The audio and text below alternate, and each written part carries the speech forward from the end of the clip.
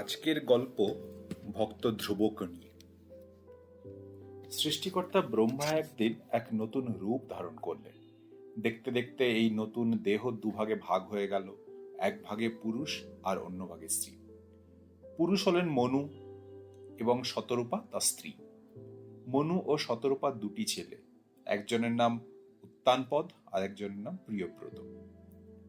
উত্তানপদের দুটি রানী, সুরুচি ও সুনীতি। সুরুচির ছেলের নাম উত্তম এবং সুনীতির ছেলে ধ্রুব। রাজা সুরুচিকে বেশি ভালোবাসেন, তার ছেলে উত্তমকে কোলে নিয়ে সিংহাসনে বসেন।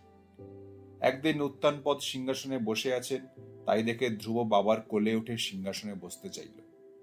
সুরুচি বললেন, ধ্রুব, তুমি সুনীতির ছেলে, রাজ সিংহাসনে তোমার কোনো অধিকার নেই। শ্রীহরি তপস্যা করো, যদি পরের জন্মে আমার ছেলে হয়ে জন্মাতে পারো, তবেই ওই লোভনীয় রাজ সিংহাসনে বসার অধিকার পাবে। বিমাতার এই তিরস্কারে বালক ধ্রুব কাঁদতে কাঁদতে মায়ের কাছে গেল। মা আদর করে কোলে নিয়ে বললেন, বাছা, কাঁদো কেন? অপরকে অপরাধী মনে করছো কেন? যে অপরকে দুঃখ দেয় সে নিজেই দুঃখ পাবে। তোমার বিমাতা তার কড়া কথার জন্য নিজেই শাস্তি পাবে। আমি রাজার প্রিয় নই, আমি কিছু বলতে গেলে রাজা আমার কথায় কান দেবেন না। আর সুরুচি তোমাকে ঠিকই বলেছেন, একান্তভাবে শ্রীহরির ভজনা করো, এছাড়া তোমার রাজ সিংহাসন লাভের আর কোনো উপায় দেখি না।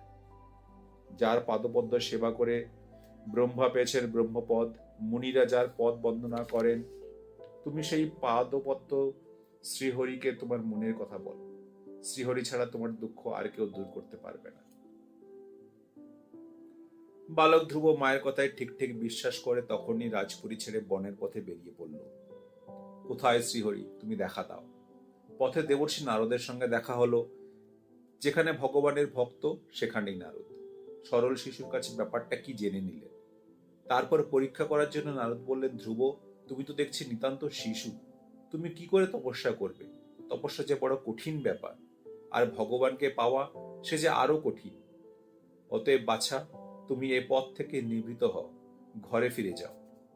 ধ্রুব তার উত্তরে বললেন, বিমাতা অপমান করেছেন, আমার মন বড় চঞ্চল, হৃদয় বড় অশান্ত। আপনার উপদেশ আমার অশান্ত হৃদয়ে স্থান পাচ্ছে না। হে প্রভু, আমার পূর্বপুরুষগণ যা লাভ করতে পারেননি, আমি শ্রীহরির সেই অভয় পদ লাভ করতে ইচ্ছা করি। আপনি স্বয়ং ব্রহ্মার অংশ, আমাকে ঠিক পথ বলে দিন। নারদ তাতে প্রীত হয়ে বললেন, তোমাকে আমি পরীক্ষা করছিলাম, তুমি ঠিকই বলেছ, শ্রীহরির চরণ বন্দনাই একমাত্র পথ।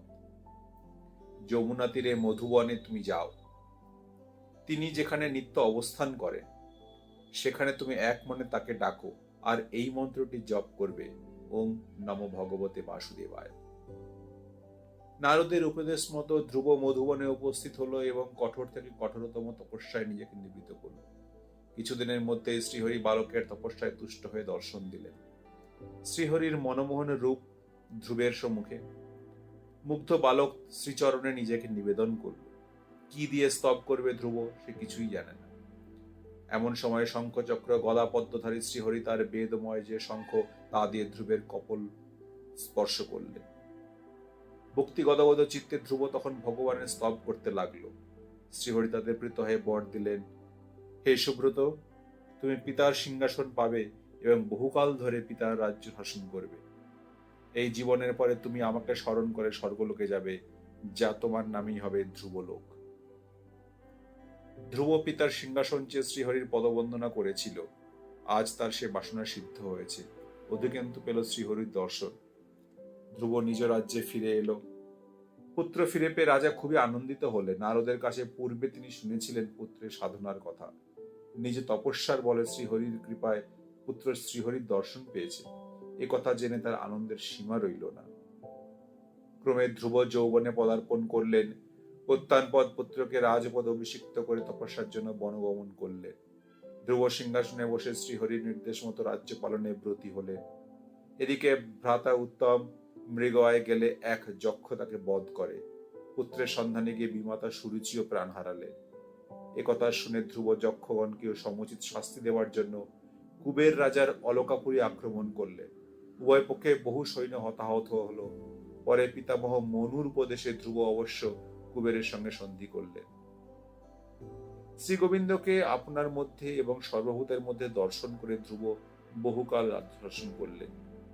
অবশেষে পুত্রকে রাজ্যদান করে তিনি বদ্রিকাশ্রমে চলে গেলেন। অন্তিম কাল উপস্থিত হলো। বিষ্ণুদূতেরা তাকে নিয়ে গেলেন পূর্ব নির্দিষ্ট ধ্রুবলোকে। আজও আকাশে ধ্রুব তারা জল জল করছে, ধ্রুবের কথা মনে করিয়ে দিচ্ছে।